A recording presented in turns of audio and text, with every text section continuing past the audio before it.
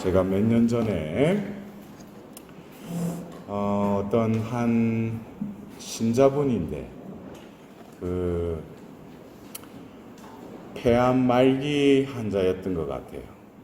저에게 왔을 때 거의 몰골이 숨만 쉬다 뿐이지 몰골을 봤을 땐 그냥 해골 형상처럼 살이 다 빠진 그 상태에 저에게 이렇게 왔습니다. 그래서 저에게 와서 고해성사를 받고 또 이렇게 기도를 하고 또 제가 주관하는 기도 모임에 이제 참석을 하고 이제 헤어졌어요.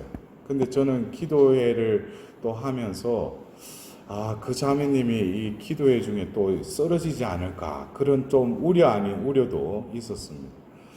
근데 그 다음 날이 주일이었는데 오전 중에 어떤 문자가 이렇게 왔어요.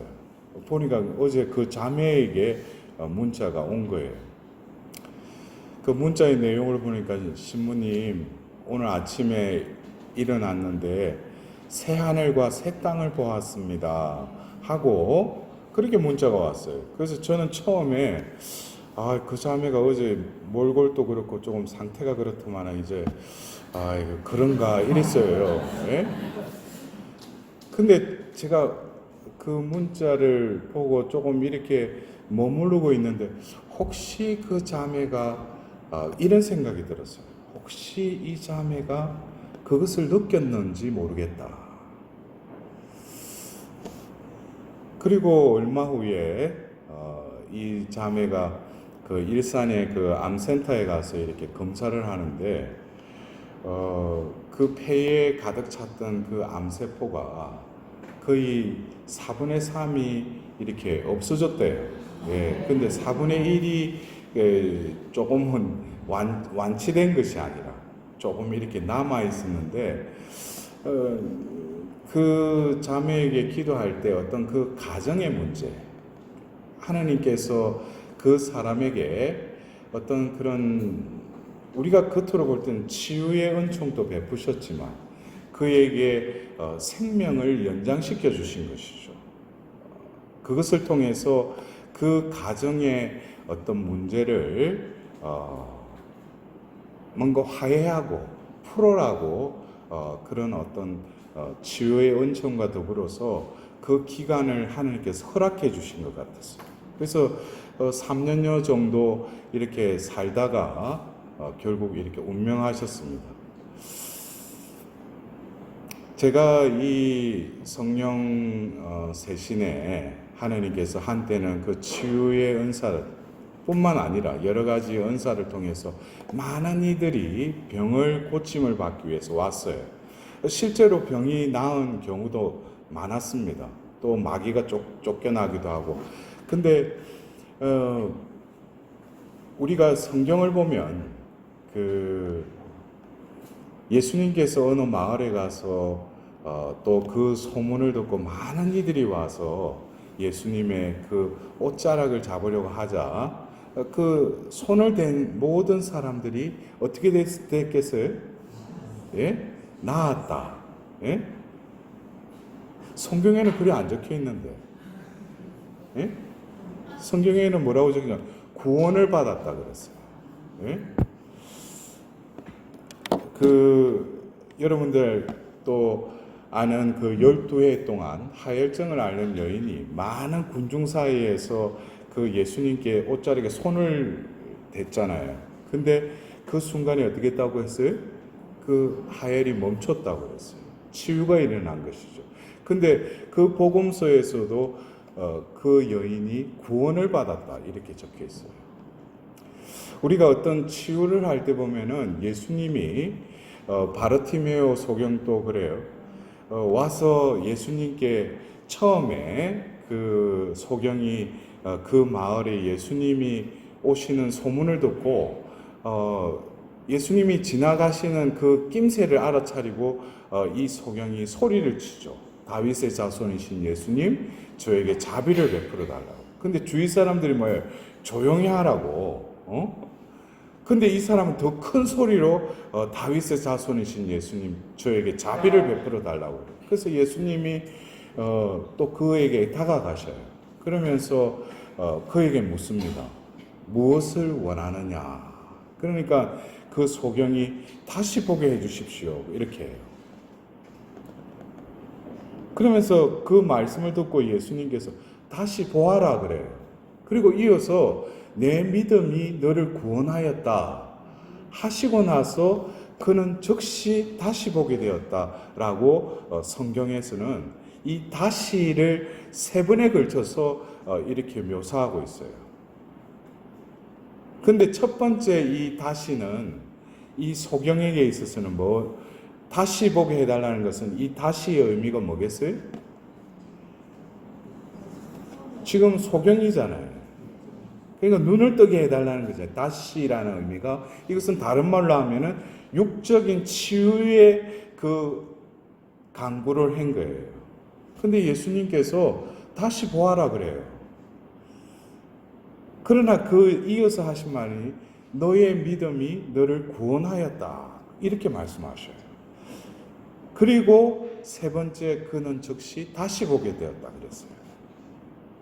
근데 똑같은 단어지만은 우리가 그 다시라는 의미를 우리가 그 본인이 아니고서는 그 다시를 어떻게 우리가 규명할 수는 없겠지만 그가 육적인 치유를 하는 예수님께 구했는데 예수님은 다시 보아라 라고 하시면서 구원을 이야기하셔요.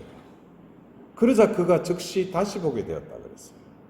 이것을 우리가 어떤 묵상을 하노라면은 저는 제가 묵상할 때 이 3번째 이 다시는 그가 첫 번째 원했던 그 다시는 아니었을 거라고 저는 이렇게 묵상 때 느꼈어요.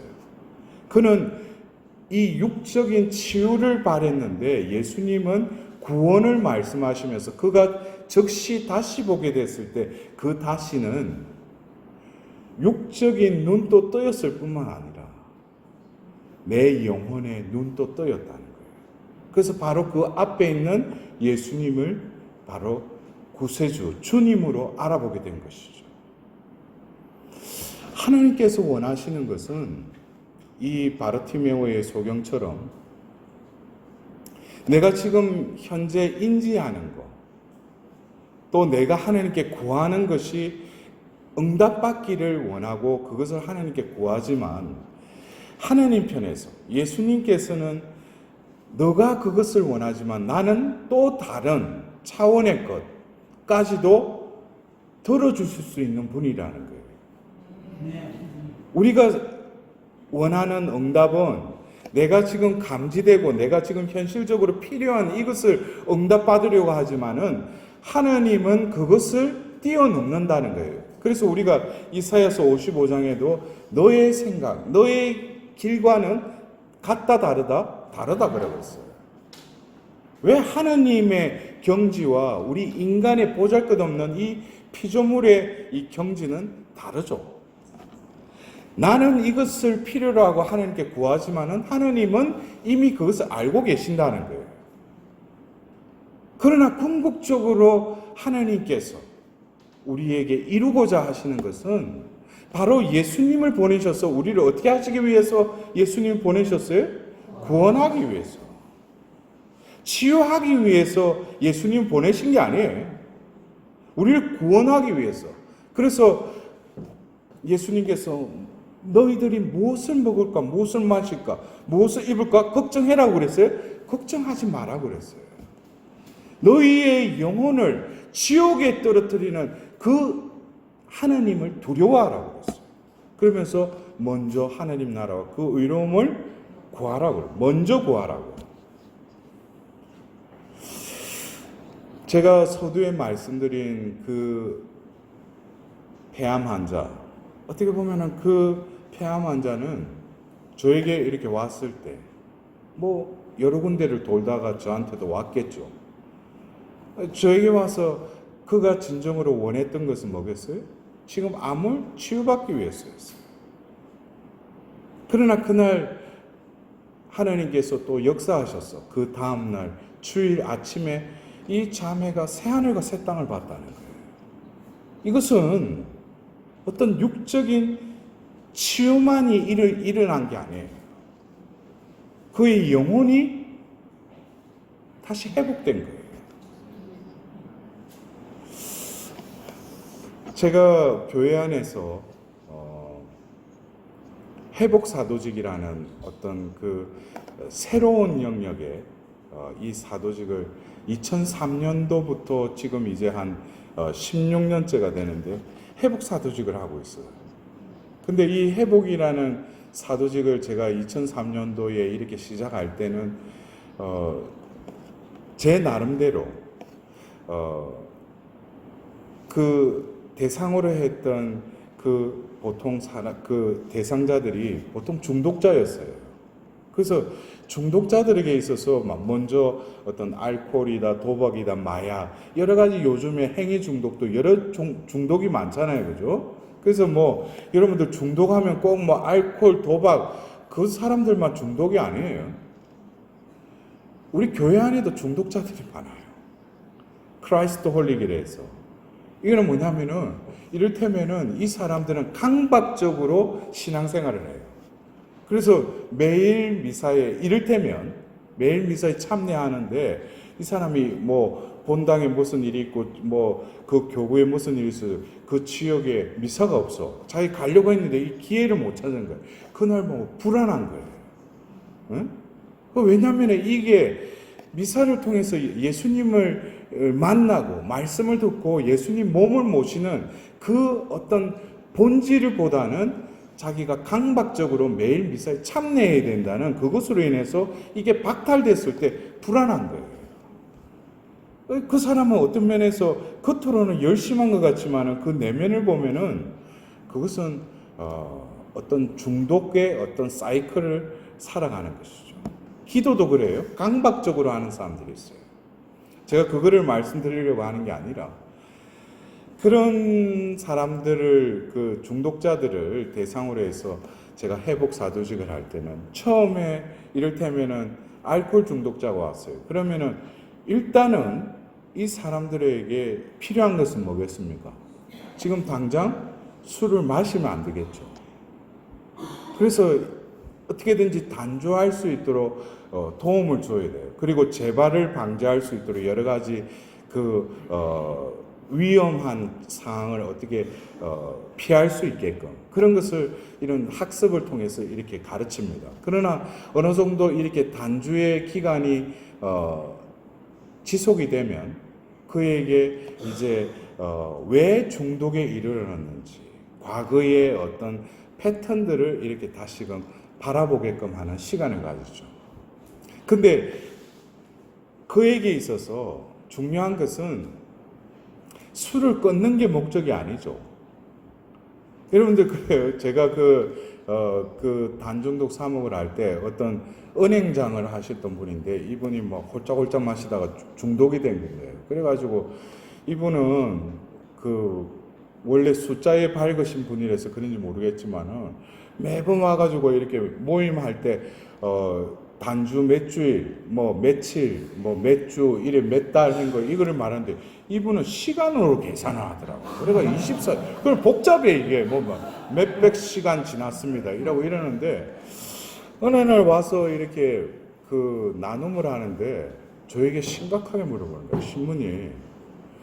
제가 중독 중에 있을 때는 술 끊는 게 목적이었는데 술 끊고 나니까 목적이 없어졌다는 거예요. 그래서 이제는 제가 무슨 목적을 가지고 살아야 됩니까? 이런 질문을 저에게 던지는 거예요. 자기가 술의 노예가 돼서 완전히 흥청망청하고 여러 가지 문제가 일어나고 이랬을 때는 어떻게든지 하나님께 술을 끊게 해달라고 했는데 술 끊고 단주가 유지되고 있으니까 이게 이루어졌잖아요. 그럼 내가 왜 단주를 하지? 그런 의문이 들더라는 거예요. 이것은 어떻게 보면은 이집트인들이 그렇게 이집트에서 그 노역을 당하고 고통 중에 있을 때 하나님한테 부르짖었잖아요. 구해달라고. 근데 하나님이 모세를 통해서 구해줬는데 얼마 지나지 않아서 그들이 뭡니까? 예? 이집트에서 고기 가마에 떨어지는 고기라도 먹고 이집트에 죽었으면 좋겠는데 이런 엉뚱한 소리를 해요. 예? 그러니까 다시금 컴백하겠다는 거예요. 그러니까 우리의 존재가 얼마만큼 하나님 볼 때는 교활한 것이죠. 그때는 그렇게 해달라고 해놓고 막상 해주니까 뭐예요? 또 다른 소리예요. 그래서 제가 그 은행장 알코올 의존증에 걸린 그 형제님께 그랬어요. 그 순간적으로 형제님 이제는 술 없이도 행복하게 살아가는 그것이 목적입니다. 그랬어요. 아 그렇군요. 술 없이도 행복하게 살아가는 거. 우리가 그래요. 교회 일각에서 치유하면은 기가 번쩍해가지고 오늘은 막 치유해가지고 거기 가서 뭘 치유해요. 근데 분명히 그 자리에서 하나님께 또 기도하고 해가 치유받았잖아요. 응? 그러니까 막 불 켜고 나서 나 치유받았네, 너 구원받았냐고 하고 했는데 다음에 또 가면 또 그제 또 앉아있어. 그래서 제가 과거에 제가 어떤 치유에 대한 강의를 할 때 보면 저 사람은 매번 이 자리에 앉아있어요. 그래서 제가 또 그 어떤 봉사를 오래 하셨던 분인데 그분은 그러니까 저만 만나면 뭐냐 시부님 제 안에 상처가 많아가지고 이 상처를 그래서 한편으로는 이게 상처 매너리즘에 빠진 게 아닌가. 이 교회가 무슨 상처투성이 맞아요. 우리는 죄인이에요. 죄인의 공동체가 교회의 공동체이기도 해요. 그러나 매번 하나님께 와서 하는 것이 뭘 낫게 해달라고 뭘 고쳐달라고 그러면서 제가 그 회복사도직을 하면서 결국 하나님께서 2007년도에 어떤 새 영을 부어주겠다고 하신 그 말씀과 더불어서 그 이후에 제가 팔로티헤라는 수도회로 하나님께 저를 옮기셨어요. 그러면서 폴란드 선교사들이 또 와서 한국에서 이 자비 사도직을 하고 있었기 때문에 저도 그곳에서 하나님의 자비에 대해서 알게 되었고 또 자비에 대해서 내가 원하지 않더라도 매일 오후 3시에 자비의 성시간을 하니까 가서 뭐예요? 자비를 베풀어서 한 거예요. 그리고 제가 이듬해에 수련을 받았죠. 그러면서 가서 여러분들 중에 다 아시는 분 자비의 산에서 1년 동안 법정 수련을 하면서 매일 아침에 일어나면 그 큰 자비 예수님 성 앞에서 예수님 안녕하세요. 그러고 또 한 아침 기도하고 또 끝 기도하고 나서 예수님 안녕히 주무세요. 그러고 또 그리고 왔다가 하다가 어느 날 제가 수련 중에 기도 중에 자비의 여정을 만들어라 라는 어떤 그런 내적인 어떤 말씀을 들었어요. 제 같은 경우는 조금 그게 단순했는지 모르지만 하나님이 저에게 이렇게 하시면은 저는 이게 하나님으로부터 왔다는 메시지라는 것을 제가 식별만 되면은 그냥 해버려요. 왜? 자비 여정을 만들어라고 해도 내가 내용이 뭔지 모르잖아요. 그러면서 제가 그 법정 수련을 끝나고 이제 활동 수련기 때부터 이미 제가 사제니까 그러면서 제가 매월 이 자비에 대한 강의를 하게 된 거예요. 근데 제가 강의를 하면서 저도 강의를 하는 나도 뭔지 몰라. 예? 근데 그 강의의 제목은 제가 알아들었어. 그래서 또 뭔가 싶어서 모이는 신자들이나 저나 별반 차이 없어. 저도 모르고 당신들도 모르고. 그러나 성령께서 저에게 강의를 하게끔 하시면서 제가 강의를 하면서 제가 자비를 입은 거예요. 그러면서 나의 존재가 하나님의 자비가 없었다면 지금 나가 존재할 수 없다라는 것을 다시금 깨달으면서 어느 날 문득 제가 그 전에 했던 이 회복사도직의 회복이라는 그 단어를 이렇게 떠올르는데 왠지 저에게 낯설게 다가왔어요. 왜냐하면 그때 당시에 이 회복은 치유와 더불어서 어떤 사람이 새롭게 그 자신의 삶의 자리에서 하나님 보실 때 좋은 행복한 삶을 살아가는 것이 어떤 회복의 목적인 줄 알았는데, 제가 자비를 입고 나서 이 회복의 단어를 떠올리는데 왠지 나에게 낯선 거예요. 그래서 제가 기도 중에 예수님께 물어봤어요. 예수님, 그전에는 제가 회복하면은 중독에서 회복되고 뭐 악습에서 회복되고 뭐 여러 가지 어떤 가정 문제 거기서 회복되는 거, 그것을 제가 회복이라고 알아들었는데, 지금 제가 느끼는 회복은 또 다른 회복을 왠지 낯설다고. 그러면서 예수님께 그냥 단순하게 무엇을 회복하시기를 원하시느냐고. 그리고 기도했지만 응답이 없었어요. 그리고 뭐 하루하루가 지나고 어느 날 문득 앉아 있는데 저에게 어떤 말씀이 들렸어요. 너 존재 자체를 내가 회복시키리라. 너 존재 자체를 내가 변화시키리라 라는 말씀을 처음에 제가 들으면서 너 존재 자체를 변화시키겠다는 그 말씀에 처음에는 이해가 안 됐어요. 왜냐하면은 제가 성령을 체험하고 또 하나님의 그 성령의 은사를 받고 많은 곳에 가서 성령의 도구로서 그분의 그 역사하심을 드러내는 도구로서도 쓰임을 받았는데, 결국엔 제가 그러한 생활 가운데에서도 숨길 수밖에 없는 것이 나의 이 악습들, 누구에게도 말 못하는 어떤 부끄러운 일들, 이런 것들은 제 일상사에서 계속 되풀이됐다는 거죠. 그래놓고 어떤 시간이 되면은 또 이런 자리에 와서 하나님을 전가하고 제 체험을 이야기하고 하면서 또 그러면은 또 울고, 신부님 오늘 말씀이 좋았어요. 그리고 뭐 또 치유가 일어나고, 그러니까 저는 뭔가가 일어났어. 성령께서 함께 하신 거는 그 분명해. 근데 뭐예요?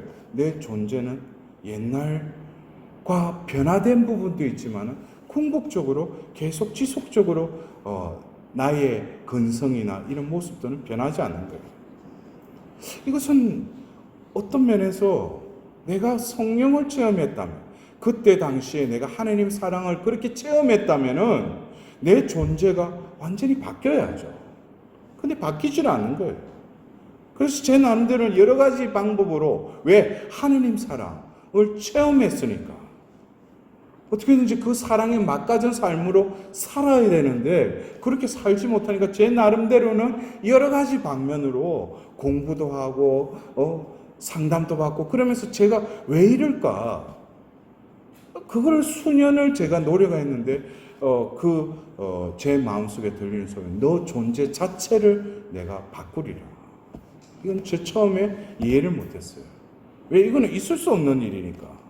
응? 근데 제가 그 말씀을 하느님으로부터 왔는지 제가 식별을 하면서 어느 순간에 아하, 이 말씀은 분명히 하느님으로부터 올 수밖에 없구나. 왜냐하면 내가 지금 생각했던 그 하나님의 능력, 하나님의 권능이라는 것이 내가 어디가 아프고 내 심적으로 우리 가정에 어떤 문제가 있어서 오소서 성령님하고 기도를 했다는 거예요. 그래서 치유가 일어나고 어떤 문제가 해결돼서, 그것도 하나님의 역사하심이지만은 그 문제에 있어서 내가 좀 더 노력하고 내가 희생하고 절제했으면은 그 문제가 개선되고 나아질 수도 있는 문제일 수도 있다는 거예요. 완전히 불가능한 건 아니라는 거예요. 이해가 되셔요? 내가 노력하면은 개선이 될 수 있는 부분도 있어요. 암 환자도 뭐예요? 내가 어디 몸이 아프다 그러더라도 내가 어떤 부분에 대해서 음식을 조절하고 어떤 환경을 바꾸고 그러면은 몸은 또 좋아질 수 있어요. 그러나 성모님께서 바로 가브리엘 대천사의 그 아뢰음을 받고 그 하나님의 그 계획, 말씀을 전하자 성모님께서 뭐라고 해요? 어떻게 그런 일이 일어날 수 있습니까? 나는 남자를 알지 못하는데 어떻게 그런 일이 있을 수 있습니까? 그러자 가브리엘 대천사가 뭐래요? 성령이 너에게 임하셔서 너를 휘감을 것이다 그랬어. 너의 친척 엘리사벳을 보아라. 그 늙은 나이에도 임신하지 않았느냐 하시고 나서 뭐예요? 하나님께는 불가능한 것이 있다 없다? 없다는 거예요. 제가 생각하기에는 여러 가지 내가 하나님께 구하는 것은 내가 나름대로 노력하고 내 나름대로 하나님의 은총에 힘입어서 하면은 될 수도 있는 가능한 문제인데, 내가 볼 때 도저히 불가능하다는 것은 내 존재 자체를 바꾼다는 거예요. 이거는 불가능한 일이죠. 내가 아무리 노력을 했건만 내 존재가 바뀌질 않는데, 그래서 이거는 하나님이 분명히 저에게 주신 하도와도 같은 말씀이구나. 그리고 그 이후에 하나님께서는 바로 이 2007년도에 그 에제키엘서 36장 26절에 너희에게 새 마음을 넣어주고 새 영을 넣어주겠다는 그 말씀을, 그것이 제가 또 새 영을 부어주신다고 하니까 새 영을 어떻게 하면 부어주시지 하고 제 나름대로 뭐 연구를 하고 해서 했다면은 또 그것도 어떤 진리의 성령께서 가르쳐 주셨겠지만은 저에게는 답답한 게 없죠. 왜? 하나님이 그렇게 해주시겠다 했으면은 하나님이 어떤 방법으로든지 이루어 가실 거 아니에요. 여러분들 그거 아셔야 돼. 내가 하나님으로부터 어떤 그게 있으면 지켜보세요. 기다리셔요. 어떤 분들은 그래, 뭘 봤대, 뭘 들었대. 그냥 기다리셔. 근데 그게 계속 응답이 없고 그러면 자기 환상이든 다른 데서 온 거야. 그러나 분명히 하나님으로부터 왔다면 시간이 지나면 그 의미를 깨닫게 해주셔요. 그래서 그 이후에 하나님께서는 한국이 아니라 외국을 돌리시면서 이 새 영이 바로 자비와 회복의 영임을 또 가르쳐 주시고, 그리고 바로 그 2017년 파티마 100주년을 통해서 그 새 영을 바로 세나클에 모여드는 영혼들에게 부어주겠다는 거예요. 제가 바로 이번 7월 첫째 주에도 캐나다에 가서 바로 성령 세미나를 그들은 원했는데 제가 성령 세미나는 다른 신부님께 청하라고 했어요. 그 전에 제가 주관한 적도 있고, 저는 보통 그래요. 강의 한두 개를 하는 게 아니라 하려면은 7강의를 다 해버려요. 왜? 그 흐름을 잡아줘야 되니까. 성령께서 저에게 또 그런 하나님께서 탤런트를 주셨어요. 그래서 제가 이번에도 성령 안의 성장 세미나로 세나클 여정을 했어요. 그러나 이건 역시 자비의 여정을 처음에 제가 강의를 할 때도 제가 내용을 모르는데 성령께서 하나하나씩 가르쳐 주시고, 그래서 이번에 그 캐나다 밴쿠버에서 한 게 8차였어요. 그리고 이번 9차도 이번 명동에서도 9월부터 할 건데, 그걸 통해서 사람들이 뭐예요? 이게 하나님이 그 전에는 성령님 그러면은 내가 원하는 거, 내가 지금 응답받고자 하는 이거 해결해 주시고 응답해 주시는 분으로 알았는데 그게 아니구나. 이미 그분은 나와 함께 하시고 이미 내재하시고, 그러나 중요한 것은 뭐예요? 그 걸림돌은 내 딴에는 하나님께 구한다고 해서 하나님께 부르짖기도 하고 내가 묵주를 잡고 기도를 하는데, 결국 하나님께서 보실 때 가장 좋은 조건은 가만히 있으라는 거예요. 내가 하겠다는 거예요. 근데 우리가 그러죠. 하나님께 기도할 때, 뭘 들어달라고 할 때 하나님 편에서는 그거 이미 다 알고 계셔요. 근데 그거를 이루시려면은 가만히 있으라는 거예요. 그래서 제가 이거를 깨닫고 나서 우리 신자들에게 어떤 안수 받을 때도 제가 그래요. 좀 가만히 있으라고. 뭘 얻으려고 이 응답 이번에 한번 이렇게 손 얹으면서 뭐가 안에 이루어지지. 고마해라고 이제. 그러면서 저에게 그거를 어떻게 쉽게 이해할 수 있게끔 하는 것이 바로 회복의 어떤 여정을 통해서 우리가 그래요. 내가 인지할 수 있는 것은 지금 내가 아프다는 거예요. 응? 그거조차도 느끼지 못하면 병원에 안 가잖아. 내가 일단은 고통은 어떤 그 아픔이 느껴질 자각 증상이 있을 때 제가 병원을 찾아가잖아요. 근데 병원을 찾아갈 때 또 요즘에는 뭐 어떤 종합병원 하면 유명한 의사 선생한테 또 예약을 또 해놓고 찾아갈 때는 뭐예요? 그 의사를 만나면은 뭔가 내가 이 고통이 없어질 거라는 희망 때문에 그 의사를 찾아가는 거 아니겠어요? 그 의사에게 가서 그래 의사가 문진을 해. 어디에 아프냐 그러니까 뭐 그래. 그 의사는 의학적인 소견에 의해서 뭐예요? 무슨 검사를 하자고. 그래 며칠 후에 검사 결과를 보러 갔어. 근데 그 검사 결과를 하는데 뭐 이렇게 뭐 필름 같은 거 이렇게 걸어놓고 봤는데 뭐 수치가 나왔는데 내가 아무리 그거 봐도 내가 알 수 있어요? 모르지. 그러나 의사는 뭐예요? 의학적인 소견으로 당신이 간띠가 부었네. 이러면 어떻게 해요? 그것도 믿어야 되잖아. 의사니까. 응? 그리고 그 의사가 뭐래요? 며칠 후에 오라고 수술해야 되겠다. 그런데 뭐야? 안 오면은 자기 손이지. 그럼 또 뭐예요? 그날 가야지. 가니까 뭐예요? 금식을 해래. 그러다 보면 간호사가 와가지고 뭐예요? 뭐 이거 동의서를 얻어. 그래, 거기 사인해야지. 난 못 믿겠다고 그냥 가면, 그럼 그냥 가만히 있으라고 그냥. 그럼 또 사인을 하잖아요. 그리고 그 시간이 뭐예요? 수술실로 가는 거지. 그 수술실로 가서 그냥 수술을 해. 마취 주사를 놓지. 마취 주사하면 숫자 셌어요. 그러면 하다가 싹 그 상태. 그래야지 의사가 어떻게 그 부위를 절개를 해서 수술할 거 아니에요. 근데 눈 뜨고 있는데 그게 말고 저거 의사가 수술 못하지. 자기만 아프지. 어떻게 보면은 이 의사와 이 환자의 관계처럼 우리는 하나님께 가만히 있으면 하나님께 모든 것을 맡겨드리면은 하나님이 가장 최적의 그 상황에서 그의 필요한 것을 다 해주신다는 거예요.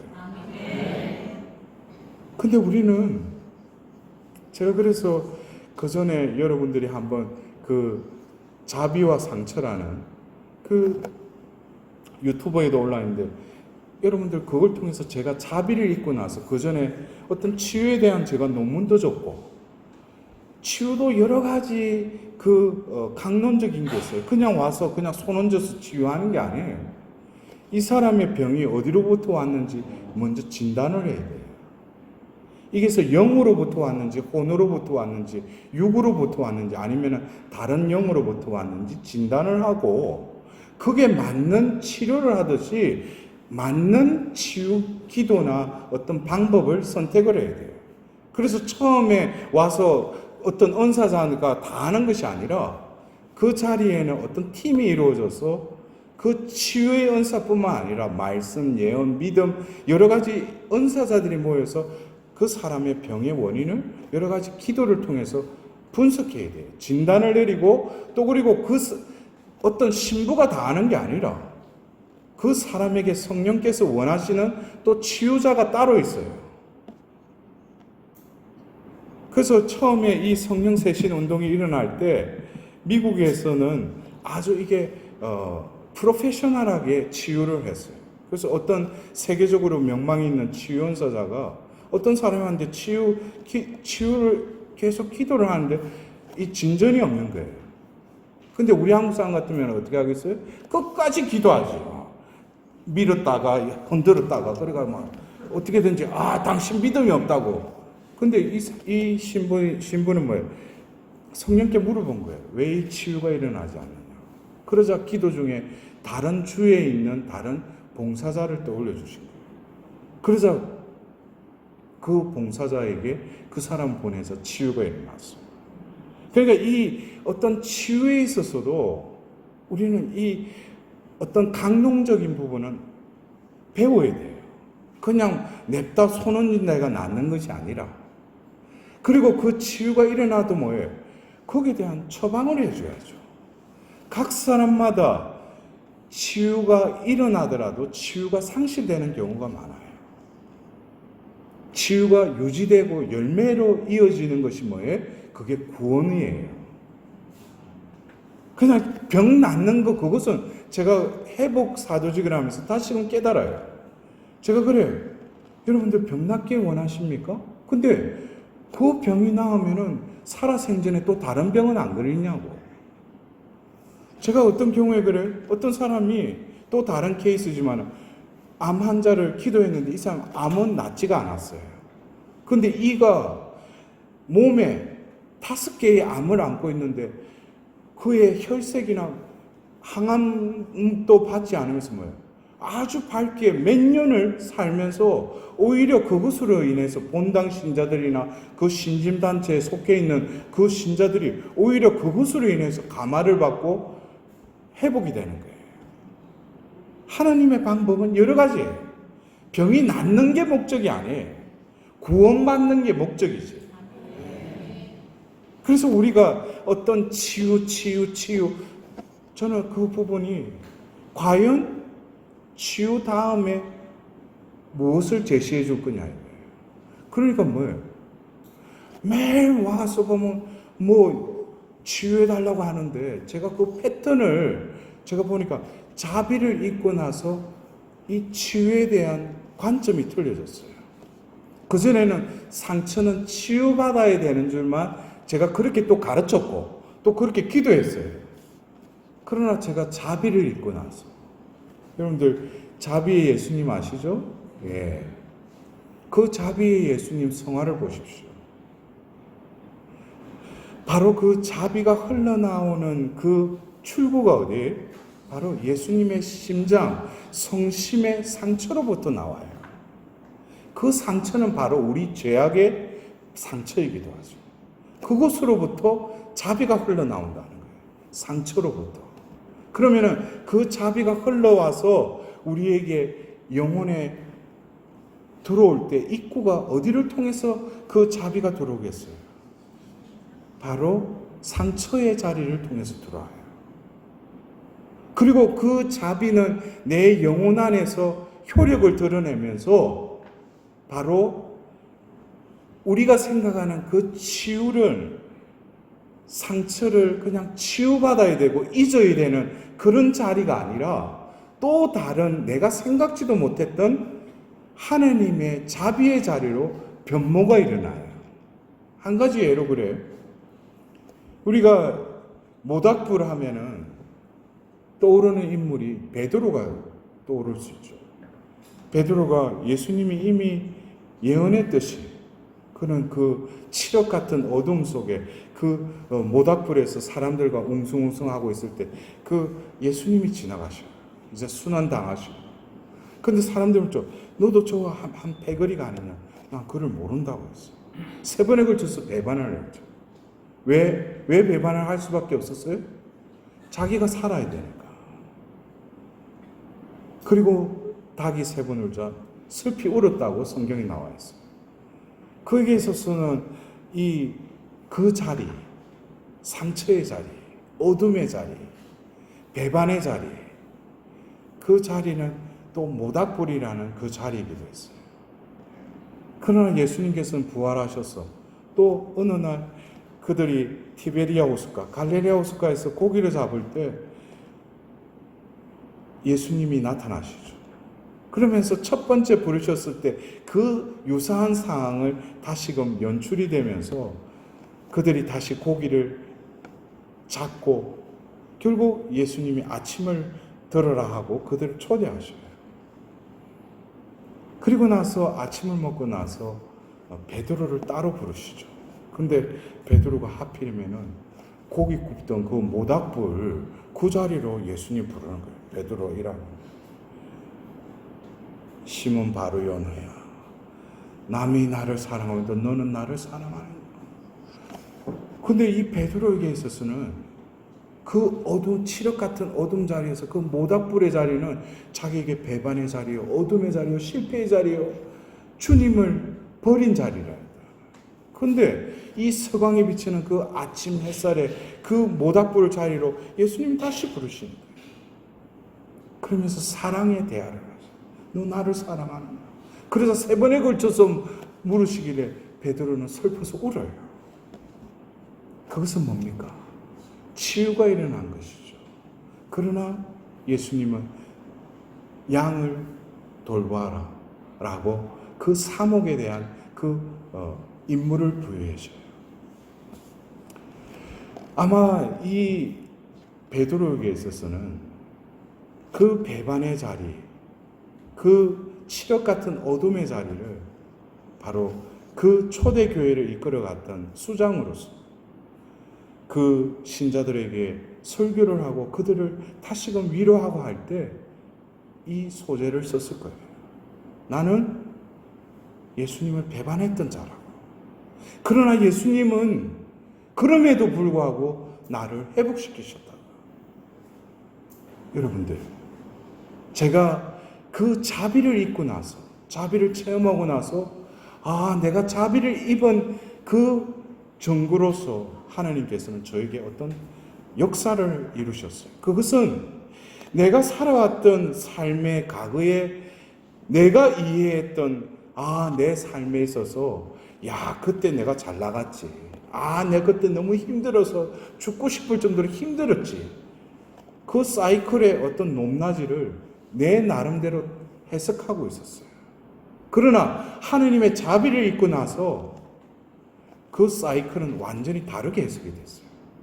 어떻게 보면 잘 나갔을 때, 상승 곡선일 때 자기 편에서는 그때 내가 잘 나갔지. 돈도 많이 가지고 내가 세상적으로도 지위를. 근데 하느님 편에서는 그때 답답하고 힘드셨을 때. 왜? 그때는 자기 잘난 맛에 하나님 찾지도 않았거든. 근데 내가 실패하고 고통 중에 있고 병 중에 있을 때 나는 힘들었다라고 해석을 했지만 하나님 편에서는 오히려 그때가 반가울 때. 왜? 그때 비로소 묵주에 손을 들고 성당에 나오기 시작하고 미사에 참여하기 시작한 거예요. 그래서 제가 나의 어떤 과거의 삶이 뭐예요? 하나님 자비를 재구성화가 되고 재해석이 된 거예요. 이거는 내가 해석하는 삶이 아니라 하나님 자비를 입고 새롭게 내 인생의 모든 역사들이 재구성화가 됐다는 거예요. 그러면서 나의 상처의 자리, 실패의 자리, 고통의 자리가 어떻게 돼? 바로 영광의 자리, 부활의 자리, 희망의 자리로 하나님께서는 그 자비로 나를 변화시키신 거예요. 근데 왜 우리 교회 안에서 치유하며 모이는데 매번 하는 것이 뭐냐? 그러니까 오늘 어떤 은사자가 왔어. 그러면 강의 좀 하다가 자기 상처 이야기 좀 하다가 딱 분위기 보고 또 우리 찬미팀한테 음악 큐 그러면 음악 쫙 하면 그때부터 또 오늘은 그러면서 뭐예요? 우리가 그러잖아요. 상처 입었대. 우리 그 표현 참 아주 우리 한국말 우리 이 한글은 아주 정확한 표현을 상처를 받은 거예요. 우리가 상처가 발생될 상황 속에서도 어떤 사람은 오마이 상처하고 상처를 상처하고 이렇게 딱 받는 사람이 있고 어떤 사람은 그냥 내치고 그냥 상처로 그냥 이거 무슨 상처야 이런 사람도 있어요. 응? 그 고의 상처를 받았잖아요. 또 내 안에 뭐예요? 그 상처 방이 있어. 금고가 있어. 거기다 또 하나씩 집어넣어. 그리고 그 비밀번호는 내만 알아. 그러니까 어디에 치유하면은 또 뭐가 끌려서 간다고 그러면 오늘 뭘 한번 꺼내볼까 그래가 또 똑똑똑 누르고 얘가 이거 마이 상처 그래가 얘가 눈물을 흘리면서 그냥 한바탕 하고 나서 나 치유받았네 하고 나서 다시 다음 기회를 노리면서 다시 상처 공구에 다시 집어넣고 딱 잠그는 거예요. 다음 기회를 노리는 거예요. 여러분들 그래요. 우리가 성령 안에서의 삶을 산다면 처음 하나님께서 성령을 체험케 해주셨을 때는 내 안에 감정적인 북받침과 더불어서 여러 가지 것들이 하나님께 성령께서 터치를 하셔요. 그러나 세월이 지났는데도 아직까지 성령님 하면은 상처해가지고 백날 와서 고쳐달라고 하는 그걸 볼 때 하나님께서는 다 고쳐주시지 않았느냐. 그러나 뭐예요? 내가 그거를 온전히 열매 맺지 못하는 것은 하나님 탓이 아니라 내 탓이라는 거예요. 그것이 결국 뭐겠어요? 여러분들 그래요. 제가 지금 회복 사도직을 하면서 굳이 치유와 회복의 영역을 구분하라면 치유는 과거지향이에요. 이미 일어난 과거의 일을 다루는 게 치유의 영역이라면 회복은 현재와 미래를 향한 것이 회복의 영역이에요. 우리는 성령을 체험하고 하나님이 우리와 함께 계심을 알았다면 바로 그 성령께서 내 안에 역사하신다면 내가 살아온 삶이 아니라 하나님께서 나를 이끌어 오신 삶으로 재구성화가 될 뿐만 아니라 새로 태어난 피조물인 내가 이제 현재에 바로 서서 다시 일으키심을 받고 내 미래의 삶은 뭐예요? 새 피조물답게 살아야 된다는 거예요. 그것이 바로 회복이에요. 예수님께서 내 믿음이 너를 구원하였다. 이것은 뭐예요? 그냥 눈떠임을 받고 나병이 낫고 뭘 이렇게 응답받았다. 그것에서 끝나는 게 아니에요. 나는 너와 항상 함께 하겠다. 이제는 뭐예요? 나 혼자만 살아왔고 외로웠고 홀로였던데 어느 날 예수님을 만난 거예요. 그러나 뭐예요? 많은 영혼들이 나 따로 예수님 따로예요. 필요할 때만 예수님 찾아요. 이거는 뭐예요? 예수님이 밖에 계시죠. 그러나 진정한 나에게 치유가 일어나고 회복의 길로 선다면 이제 나 따로 예수님 따로가 아니라 예수님이 내 안에 자리 잡으시고 나의 삶의 주인으로서 운전석을 예수님이 잡고 나는 보조석에 앉아서 그분이 길이신 그 길로 그냥 그분이 인도하는 대로 살아가는 것이 그게 구원의 길로 가는 것이죠. 그래서 제가 그래요. 아까도 비유 말씀드릴 때 수술대 위에 그 상황이 하나님 볼 때는 아주 좋은 상황이에요. 가만히 있는 거. 오늘 여러분들 복음 말씀도 가만두어라 그러잖아요. 내가 알아서 하겠다는 거예요. 근데 자기가 자꾸 하려고 그래.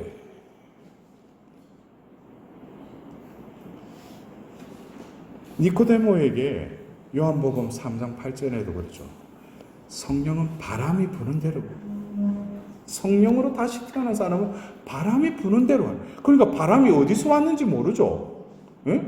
그리고 바람이 어디로 가는지 모르죠. 그러나 뭐예요? 성령으로 거듭 태어난 사람은 그거를 알아듣고 그 이끄심대로 살아간다는 거예요. 그것이 진정으로 성령의 충만한 삶이에요. 여러분들 어느 동굴에 갇혔는데 칠흑 같은 어둠인데 입구가 어딘지 모를 때 어떤 사람이 손가락에 침을 딱 발라가지고 어떻게 했겠어요? 네? 코에 댔겠어요? 그건 지났을 때 하는 것이에요. 이래서 이렇게 동쪽, 서쪽, 남쪽 이렇게 쭉 하다 보면은 이 손가락에 침이 묻어 있으니까 바람이 부는 데는 시원한 거예요. 네? 그러니까 그곳을 향해서 나가면은 입구를 찾을 수 있는 거예요. 어떻게 보면 이 손가락에 묻혀진 이 침처럼 우리는 뭐예요? 성령으로 거듭 태어난 사람은 성령의 그 현존 속에 살아가는 거예요. 제가 그래요.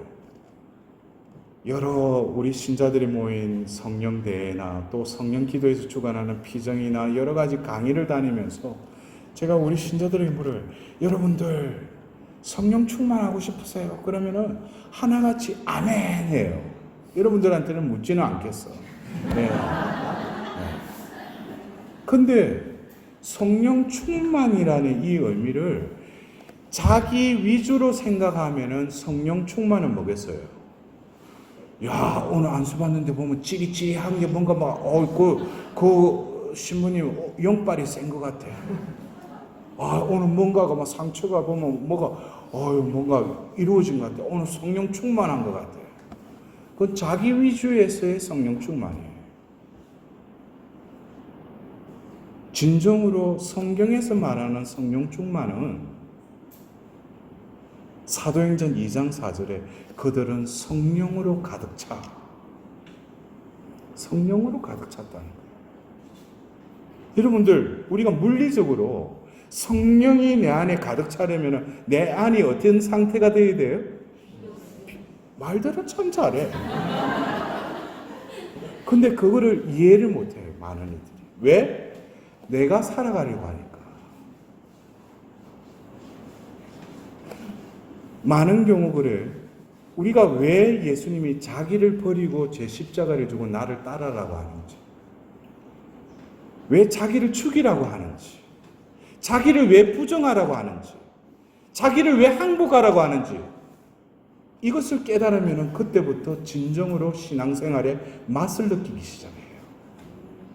채우려고 하고 얻으려고 하고 응답받으려고 하는 사람들은 아직 이 말을 못 알아들어요. 버리라는 거, 부정하라는 거, 죽으라는 거, 항복하라는 거.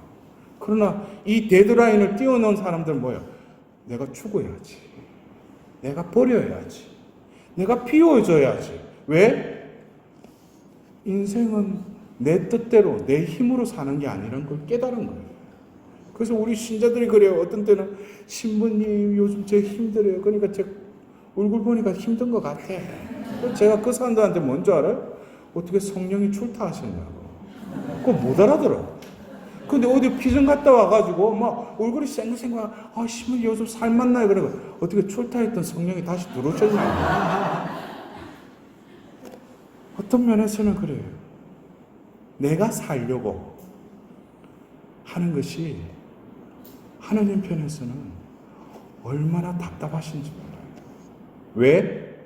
우리의 존재는 하느님으로부터 왔고, 또 하나님이 창조하실 때 바로 이 세상의 모든 만물은 당신의 말씀이 뱉어짐으로써 창조되었다면은, 그 말씀이 뱉어질 때 당신의 숨이 어떻게 해요? 똑같이 빛이 생겨라 할 때 이 숨이 뱉어졌잖아요. 근데 빛이 생겼잖아요. 다 생겼잖아요. 창조되었잖아요. 그러나 당신의 모상인 인간만은 어떻게 했어요? 뱉어져서 서려 있는 존재가 아니라 바로 담긴 존재, 머무는 존재로 인간을 창조하신 거예요. 그것이 바로 창세기 2장 7절에 그 먼지로 빚은 그 코에 당신의 숨을 불어넣자 생명체가 되었다고 그랬어요.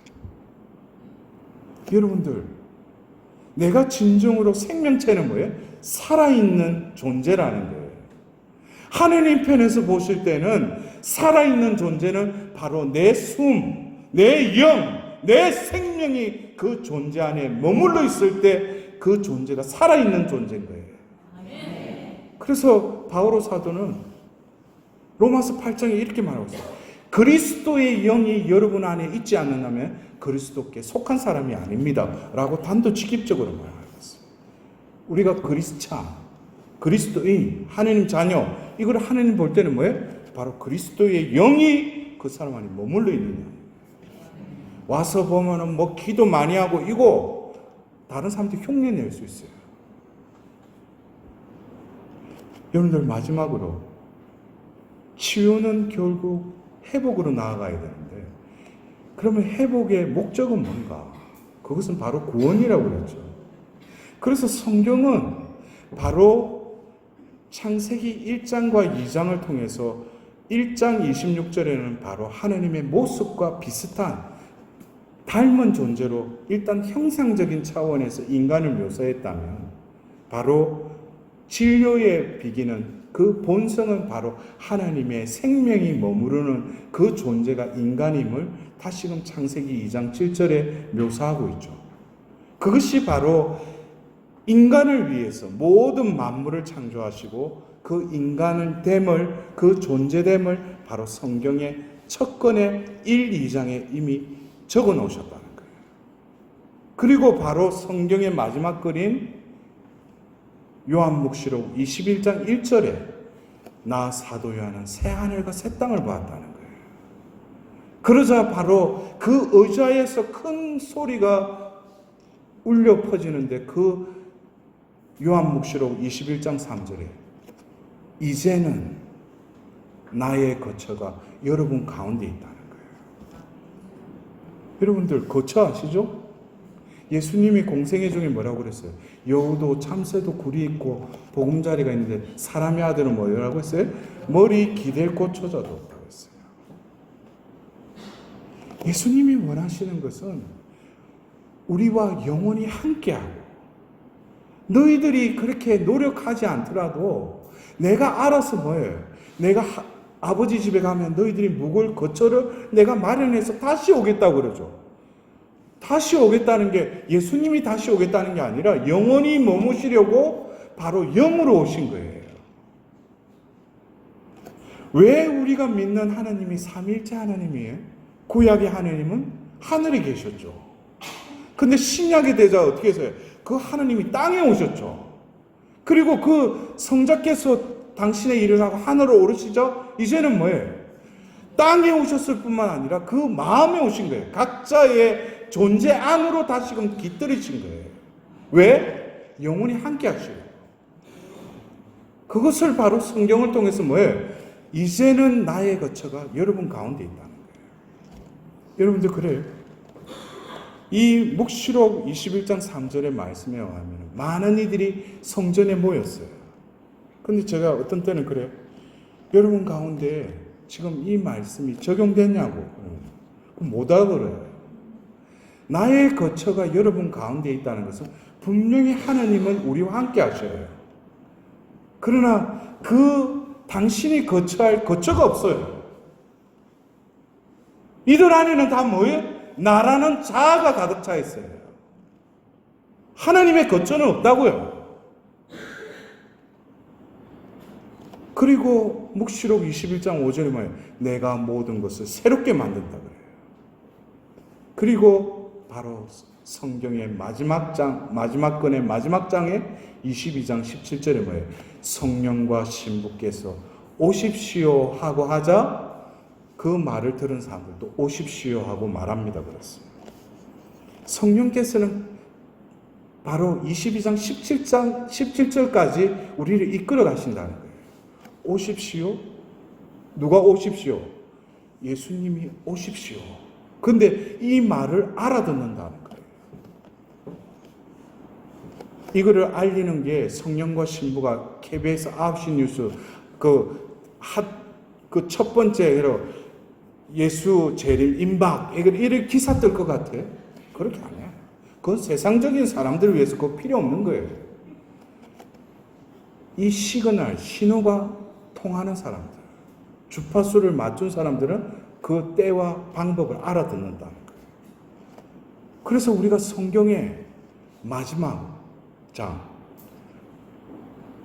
22장 마지막 절에 뭐라고 되어 있어요? 바로 축복을 비는 그 인사 바로 그 앞절에 여러분들 너무나 잘 아는 이 모든 일을 증언하신 분께서 내가 간다 하자 뭐라고 해요? 아멘 오십시오 주 예수님하고 성경은 크로즈해요. 여러분들 왜 성경이 마지막에 마지막 장에 마지막 절에 왜 이 말씀으로 끝나느냐 이거예요. 이것은 하나님은 말씀을 이루시는 거죠. 내가 아멘 오십시오 주 예수님 그 상태는 어떤 상태예요? 자기로 살아가는 사람은 이 말씀이 이루어지지 않아요. 그러나 자기가 죽고 이제 구세주 바로 주님이신 분을 내 인생의 내 삶의 내 생명의 주인으로 모신 자들은 바로 이 상태로 스탠바이 되어 있는 거예요. 바로 그런 자들은 뭐예요? 아멘 오십시오 주 예수님 할 수 있는 거예요. 여러분들 이것이 바로 회복의 목적입니다. 우리가 치유받는 거 필요하죠. 그러나 치유는 바로 구원으로 이어져야 돼요. 구원은 바로 우리의 존재가 구원에 합당한 어떤 공로와 노력을 하는 것이 아니라 우리 존재가 하나님께서 창조하신 그 모상대로 회복될 때 그러면 그 회복되는 상태는 어떤 상태냐? 바로 내 안에 하나님의 거처를 마련해 드리는 거예요. 그래서 바울 사도는 바로 고린도인들에게 보낼 때 그 간음에 대한 그 문제에 대해서 답을 하면서 그랬어요. 여러분들의 몸이 여러분들 것이 아니라는 걸 모르십니까? 그래요. 그러면서 뭐라고 그래? 여러분은 살아있는 성령의 성전임을 모르십니까? 그래요. 여러분들, 우리가 왜 서로 사랑해야 돼? 우리는 움직이는 성광이에요. 왜? 우리가 성시간 때 성광에 뭘 모셔요?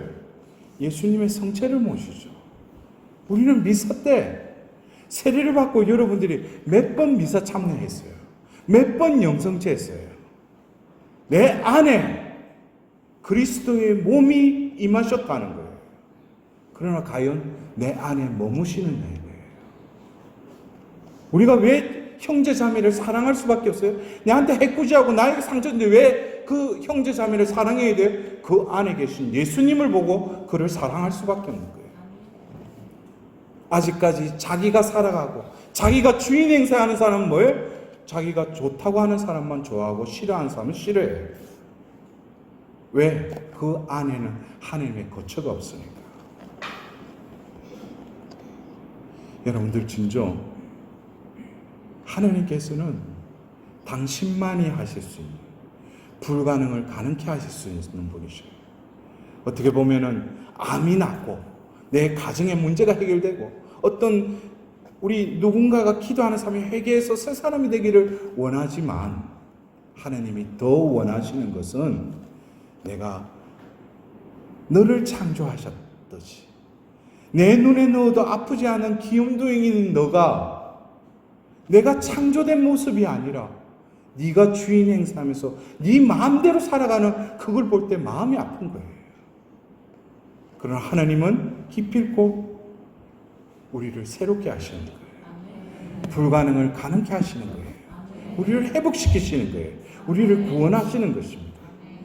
여러분들, 오늘 이 밤 이 미사를 봉헌하면서 로마서 12장 1절에 여러분을 산제물로 하나님께 바치십시오.